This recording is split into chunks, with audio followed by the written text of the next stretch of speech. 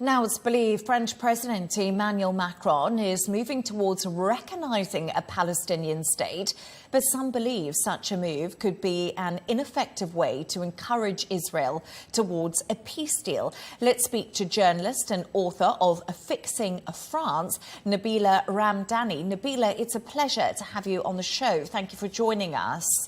First of all, why has there been a shift in Emmanuel Macron's stance right now? Well, I think that the shift in Macron's stance on Palestine is undoubtedly due to the increasingly horrific situation in Gaza. The president of France hasn't called the mass slaughter of men, women and children a genocide yet, but he knows that he should, and it's only an instinctive loyalty to Israel that is preventing him from doing so. And this genocide is being live streamed, and there is absolutely no excuse for anybody in the world to ignore it. And as a self-styled liberal and indeed a decent politician, Macron knows that he has to be seen to be doing something. And do you think... oh, sorry, you just cut out there. Please do carry on. Yes, I think Macron is a notorious middle roader who tries to keep everybody happy, so that that's why he's tempering his calls for a Palestinian state with an equal emphasis on the so-called security of Israel. But we all know that the security for Israel is currently being used as a euphemism for the destruction of Gaza and its population, and indeed large parts of the occupied West Bank and Palestinians who live there. So he has to be very careful. France and Saudi Arabia are co-hosting a United Nations conference next month in June to lay out a roadmap for a Palestinian state. And I think this is another principal reason why Macron needs to start backing up positive words with action. And if Macron goes ahead in recognizing a Palestinian state, then this would be a huge move. France would effectively be the first Western heavyweight to recognize a Palestinian state. And do you think that Macron will actually go ahead with this move? You've said he's a middle roader, but are these just empty words from the French president at the moment?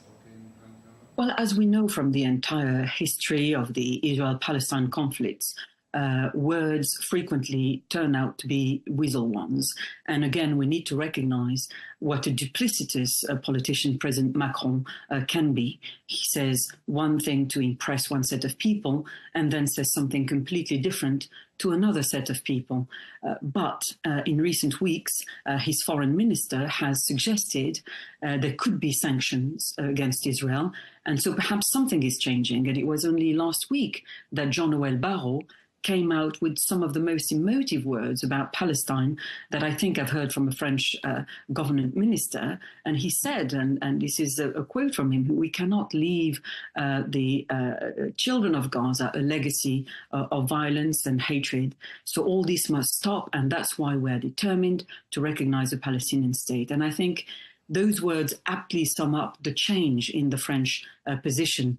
The French find the images coming out of Gaza absolutely abhorrent, and they know that radical measures are needed to stop Israel's war crimes and indeed crimes against humanity.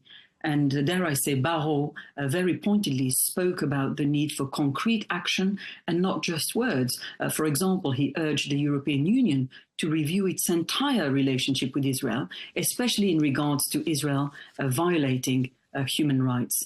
He said that such crimes committed by Israel could lead to the suspension of the accord that currently links the EU with Israel. And he even added that the situation in Gaza, to quote his words, is indefensible because blind violence leads to more violence, and the blocking of humanitarian aid by Israeli government have turned Gaza into a death trap, if not a cemetery. And I think Mr. Macron clearly feels hindered in fully expressing himself about Israel, so he allows his ministers to do it for him. And Nabila, I just wanted to ask you, what are Israeli officials doing to prevent France recognizing a Palestinian state? And if this decision is made, it would certainly infuriate Prime Minister Benjamin Netanyahu. Yes, there is, of course, fierce opposition by the Israelis to countries such as France recognizing Palestine. They've spent months lobbying what some described as a potential nuclear bomb. And the idea that France, one of Israel's closest allies and a G7 member, could recognize a Palestinian state will certainly infuriate Prime Minister Benjamin Netanyahu. He has already accused France, Britain, and indeed Canada of anti-Semitism for changing their stance. And could, you alluded to it earlier, but could a shift in France's position, as you say, a major European power, lead to a wider sea change within the European Union and also the US? I think a change in French policy could certainly influence the policy of major powers in Europe, in particular, including the USA. But countries like Britain in Europe, for example, have certainly changed their tune in relation to Israel. Earlier this month, both France and Britain joined Canada in condemning the Gaza slaughter, which is pretty unusual. And those countries also suggested there could be sanctions against Israel.